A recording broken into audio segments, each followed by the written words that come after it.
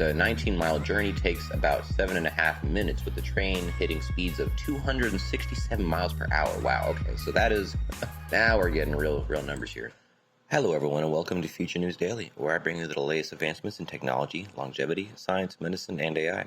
Today is Wednesday, January 18th, 2023. Don't forget to like, subscribe, and hit the notification bells. With that being said, let's get started.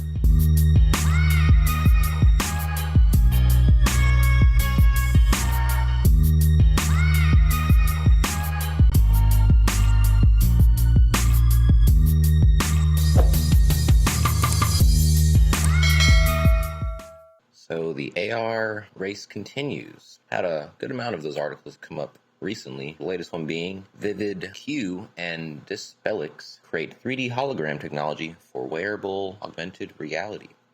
So this might be the iteration that we've been waiting for, the first true AR. I might be speaking too soon because I haven't read this yet, but I always do wait to get the genuine reactions. So anyway, let's read on, see what's going on. Vivid Q, manufacturer of augmented reality game Holograms, has partnered with waveguide designer Dissolution to create new 3D holographic imaging technology.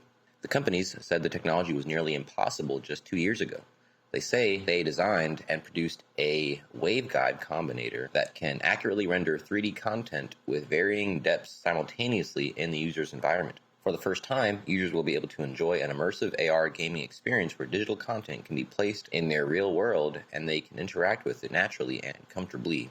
This technology can be used for wearable devices, that is, AR headsets or smart glasses. So the two companies also announced the formation of a commercial partnership to develop new 3D waveguide technology towards mass production readiness. This will give headset manufacturers the ability to start their AR product roadmap now. The first augmented reality experience seen to date through headsets such as Maglev, Microsoft HoloLens, Vuzix, and others produces 2D stereoscopic images at fixed focal length or one focal length at a time point. This often leads to eye strain and nausea for the user and doesn't provide the immersive three-dimensional experience. So in other words, it doesn't provide the depth perception that the 3D rendering does naturally. For example, being unable to interact with objects that are naturally within reach and they are not properly positioned in the real world.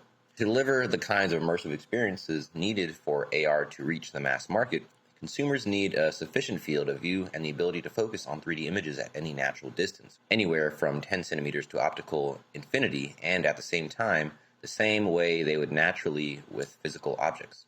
The waveguide combiner is the industry's preferred method for rendering AR images in a compact form. This next-generation waveguide and accompanying software are optimized for 3D applications such as games, which means consumer brands around the world can tap the full potential of the market. So the waveguide provides a lightweight and conventional front panel, which looks like a regular glass lens. In addition to form factor advantages, waveguides on the market today perform a process called pupillary duplication. This means they can take the image from a small display panel and effectively make the image larger through creating a grid of copies of the small image in front of the viewer's eyes. A bit like a periscope, but instead of one view, it creates multiple views. This is essential to making AR wearables handy and easy to use. Small eye boxes are notoriously difficult to align with the user's pupils. I can attest to that personally. So you're always trying to find just the right line of sight when you're adjusting the VR or AR headsets, and you can never quite get it into focus because they're not personalized, they're universal headsets. Continues, the eyes can easily drop images or frames if they're not aligned correctly. It requires the headset to be properly fitted to the user, as even changes in the intra-parallel distance, or IPD, of different users can mean that they may not be able to look directly at them. Since there is a fundamental balance between the image size, which we call the eye box or the escape pupil, and the field of view in the display, the duplication allows the optical designer to learn to make the eye box very small. It's up to the copying process to provide a large, effective image to the viewer while maximizing the field of view. Vivid Q CEO Darren Milne said, quote, "There's been significant research and investment in technology that can create the kinds of AR experiences we dream of, but they don't work because they can't even meet basic user expectations." Quote, "In an industry that has seen its hype, it can be easy to dismay any new invention as more of a similarity, but a fundamental problem has always been the complexity of displaying 3D images placed in the real world with a good field of view and with an eye box large enough to accommodate a variety of IPDs, the user's interpupillary distance or distance between the pupils, all encapsulated in a lightweight lens. So they say they solved that problem, designed something that was manufacturable, tested, and proven, and it established the manufacturing partnership necessary to mass produce them. It's a breakthrough because without 3D holograms, you can't deliver AR, simply put. Basically putting forth that first technology that really allows AR to be actually mass produced, because you can 3D render these objects and the distance that it looks is the distance that you can tactically interact with it. If this is truly the case, that is amazing. I can't wait to use that. Anyway, moving on. Multi-layered space skin can help future satellites and spacecraft harvest energy. So a space skin, quote unquote, could help protect spacecrafts and satellites from harsh solar radiation while also harvesting energy for future use in the craft's mission, according to a study from the University of Surrey and Airbus Defence and Space. So, main problem with long-term space exploration, as most of us know, is the radiation that you're exposed to by not being within a planet's magnetic field. This could potentially solve one of the biggest hurdles of long-term space exploration, as well as harvesting energy at the same time. The research team has shown that their innovative nanocoating called the multifunctional nanobarrier structure, or MFNS, can reduce the operating temperatures of space-qualified structures from 120 degrees Celsius to 60 degrees Celsius. Thanks to its custom-built room temperature application system, researchers were able to show that it is possible to use the MFNS alongside a craft's sensors and advanced composite materials.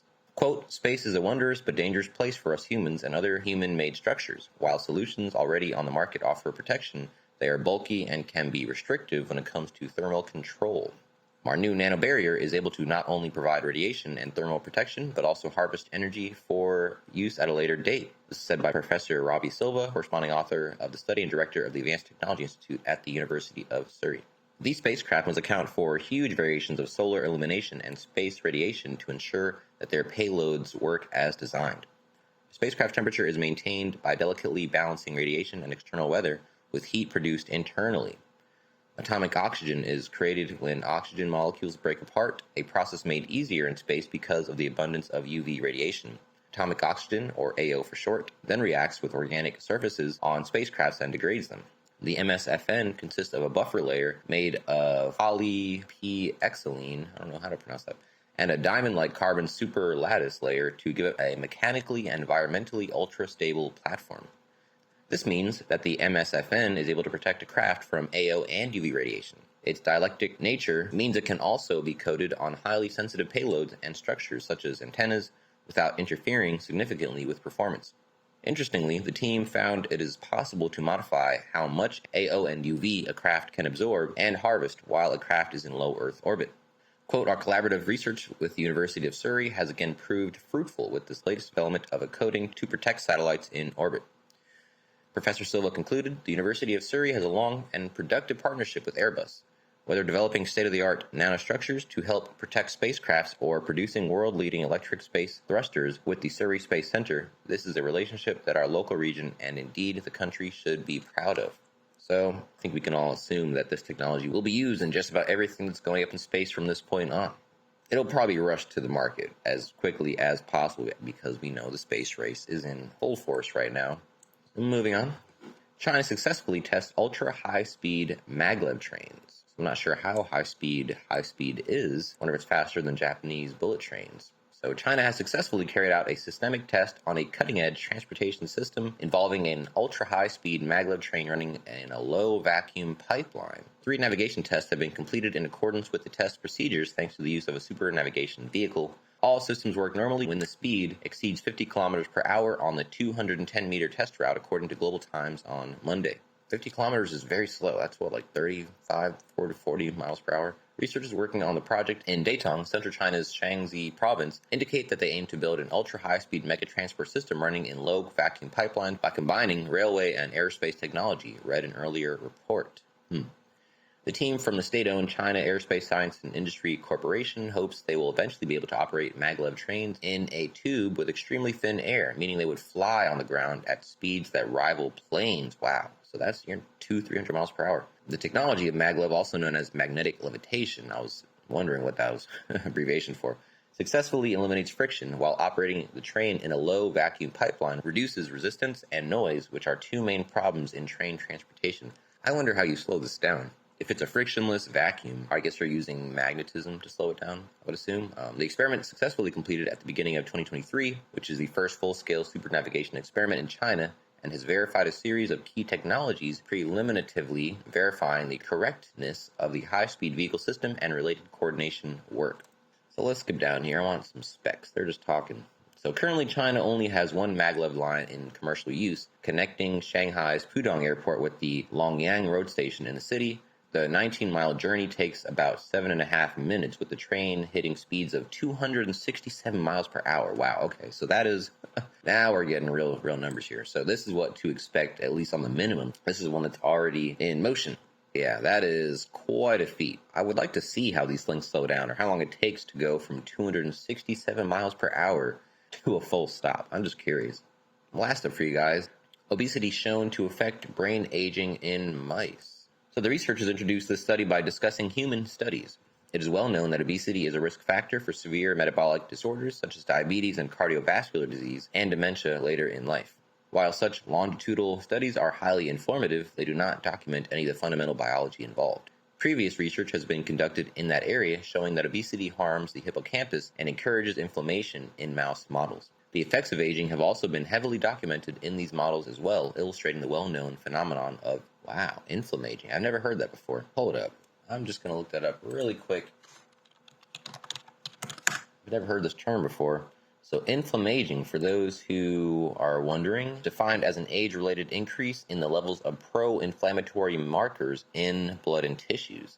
It's a strong risk factor for multiple diseases that are highly prevalent and frequent causes of disability in elderly individuals, but are pathophysiologically uncorrelated. Inflammation, guys. Anyway, let's come back to the article. The effects of obesity on aged mice have also been documented, showing a broad variety of harms to the brain, including gene expressions associated with Alzheimer's disease. In this paper, the researchers build on that work by analyzing mice of different ages in an effort to determine how obesity and aging interact. In this study, the researchers used 4 groups. 16-week-old mice fed a standard diet, 16-week-old fed a high-fat diet to induce obesity, and 24-week-old mice fed a standard diet, and then 24-week-old mice fed on the high-fat diet. So you have standard and high-fat for both 16 and 24 week. This paper began with a hippocampal gene expression analysis. 8 weeks of aging were shown to affect 729 genes, and the change in diet was shown to affect 886 genes. 216 of these genes were the same ones. In these cases, obesity was shown to affect the hippocampus in approximately the same way that aging did. Many of these pathways were related to metabolic dysfunction, and others were related to neurodegenerative diseases such as Parkinson's, Huntington's, and Alzheimer's. A more involved look showed more counterintuitive data in many cases, such as in genes related to lymphocyte function and immune cell activation. Aging and high-fat diet were shown to independently increase their expression. However, the aged high-fat diet mice had decreased expression instead. The effects on body size were largely predictable. Both aging and high-fat diet mice increased fat mass. However, aged mice fed the high-fat diet were not significantly larger than their younger counterparts fed the same diet, and their individual fat cells were not found to be larger either. So they did, however, have significantly worse problems handling glucose. The effects of aging and a high-fat diet were shown to combine in this respect.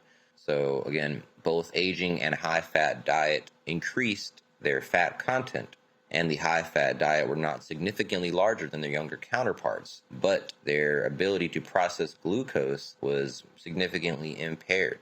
You might not notice the differences outwardly, but inwardly there's definitely some things going on. So it continues, effects on the brain. While neither aging nor a high-fat diet were shown to significantly increase pro-inflammatory cytokines in the hippocampus, aged high-fat diet mice had more immune cells in the brain than their standard diet counterparts did. The data showed that aging slightly increases this as well, but not to the level of statistical significance. The researchers noted that this obesity-associated increase in the microglia is in line with previous research in other animal models, so reinforcing again the mouse study in correlation with other animal studies. Obesity also caused a more profound fear response in these mice. High-fat diet mice in both groups were shown to learn a Pavlovian fear association more quickly. Normally, aging slows the development of this learned response. Aging also slows the gradual loss of this response when it is being conditioned out of the mice. However, high-fat diet mice, particularly aged high-fat diet mice, retained their fear responses significantly longer. In conclusion, while some of the data is notably counterintuitive and bears further investigation, This study largely confirms what is known about obesity and its effects on the brain. Some of this information may be specific to mice. For example, the effects on fear response did not apply to rats. However, the study adds to the body of research showing that obesity has significant aging-associated and largely negative effects on the brains of mammals. So a little bit conjecture in there. You may not want to take every single part of this article home, but it's more overwhelming than not that there is something going on here. There's some correlation here. There's just some maybe discrepancies when you're going from certain animal studies to other animal studies. I think we can take the main points home. Anyway, that is the last article I have for you today. Don't forget this video is for educational purposes only. I'll never recommend any investments. They'll see your time or money, attempt to contact you on any other platform, or own any rights to the information within this content. With that being said, thanks for tuning in. Thank you very much, and I'll see you in the next one.